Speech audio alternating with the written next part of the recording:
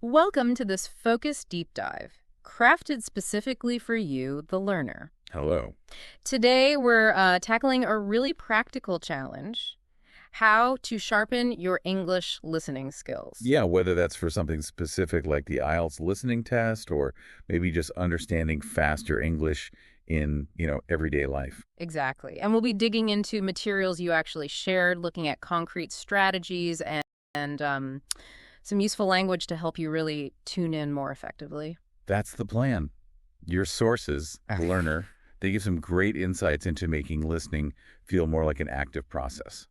So we're here to unpack those a bit. Right. Our mission really is to help you walk away with some actionable techniques, not just theory. Absolutely. Moving beyond just hearing the words to actually understanding them. Okay, let's jump right in then. One of the big takeaways from your material, especially thinking about Ollie's experience, is that listening, well, it isn't a passive, is it? It needs active engagement. Totally. It requires focus. And Ollie's story, where he initially struggled with people speaking quickly, I think that's really relatable for many learners. Definitely. He started out with just, 10 minutes a day? Yeah, just 10 minutes daily listening to English podcasts. Yeah. But crucially, he was making notes of new words. Yeah. Oh. And even repeating sentences out loud that he found tricky. So real active stuff, not just having it on in the background. Exactly. And what's interesting there is the consistent, focused effort. It wasn't about, cramming for hours once a week. Right. Short, regular practice. Yeah, that lets your brain kind of adapt gradually to the sounds and the rhythm of English. Yeah. And noting words in context, repeating things, those are really powerful techniques. And your material also points out some specific tactics Ollie used that you, the learner, might find useful, like practicing specifically with IELTS audio. Which makes total sense if IELTS is your goal.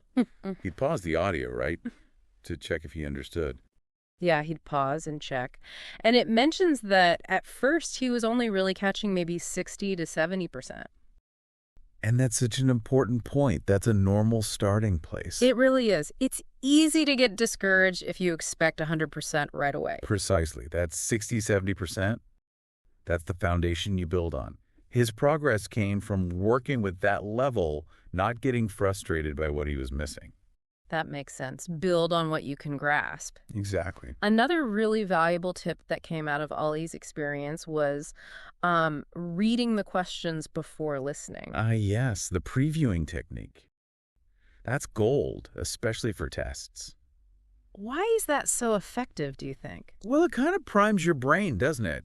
Yeah. You're giving yourself a roadmap. You know what specific information you need to listen out for. Right. So you're not just passively receiving everything, you're actively searching. Exactly. It makes the whole listening process much more targeted and, frankly, more efficient. Okay, let's switch gears slightly. Your sources bring up some handy phrases for actually talking about listening skills. One is pick up on.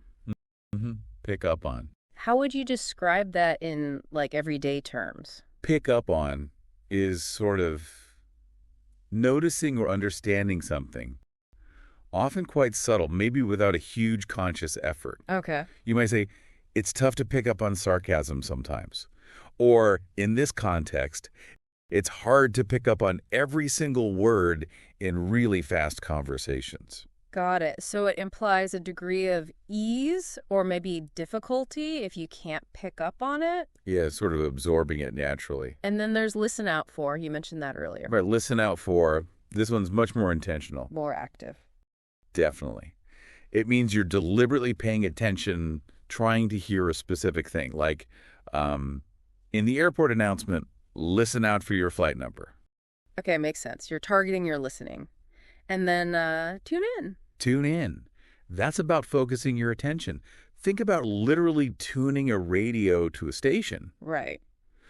So in listening skills, it means consciously directing your focus onto what's being said, trying to block out distractions. I try to tune in to the English news each morning. And the flip side, which I think we've all done, zone out. Ah, yes. Zone out. That's losing focus, isn't it? Your mind just wanders and you stop processing what you're hearing. Ollie mentioned he used to do that sometimes. Yeah, particularly with longer bits of audio, it happens. The key is noticing when you start to zone out. And then trying to pull your focus back. Exactly. Just recognizing it is the first step. You know, looking at Ollie's whole journey, going from really struggling to consistently getting a high score, like an 8.0, Yeah, it's quite the transformation. it really underscores that improvement is possible. It's not some fixed talent you either have or don't. Absolutely not. It comes down to the right approach, the right strategies, and that consistent effort we talked about. His big realization was seeing listening as an active skill to be developed. Not just about having good ears. No, it's about the mind engaging with the sound, predicting, inferring, focusing, questioning. It's work. Good work, but still work. So, the learner, reflecting on all these insights from your own materials, the main takeaway seems to be improving listening is an active journey. Mm-hmm. It requires your participation.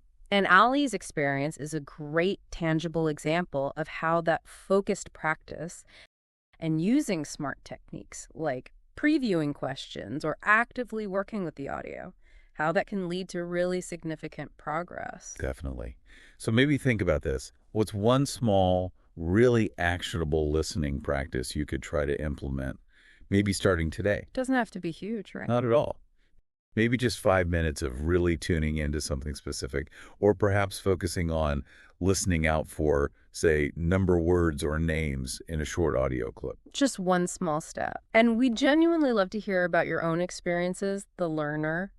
What are some of the listening challenges you're facing? Or, hey, what strategies have worked well for you? Let us know. Sharing those successes and struggles can be really helpful for everyone. But for today, thank you for exploring these insights with us. Yeah, we hope this deep dive has given you some practical tools and maybe a bit of encouragement too. Until next time. Keep actively tuning in. Goodbye for now.